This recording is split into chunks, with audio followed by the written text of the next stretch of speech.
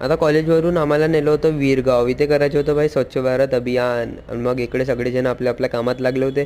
आम्ही लोक तर फक्त तिथं उभं राहायचे काम केलं आणि फोटो काढायचे कामं केले. आणि मग क्लासमध्ये आलो तर लेक्चर चालू होतं मेकॅनिकलच्या. इकडे बसून गेलो आम्ही. हा एक मागे बसून आहे, एक समोर बसून आहे, पाहुणे पूर्ण जण आहे.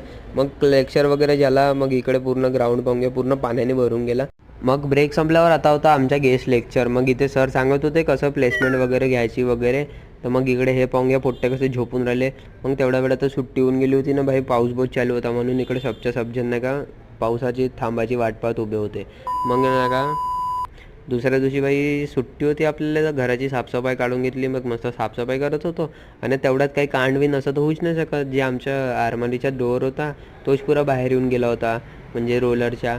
आता का करू समजत नव्हतं. मग जसं तसं त्याला लावला, पण ते त्याला लागतच नव्हतं, पुरा हालत होतं. पप्पा करत होते किचनची. मग मी लागून गेलो हॉलची साफसफाई करायला. भाई आता नवरात्र येते ना, त्या घरी गाठ बसते म्हणून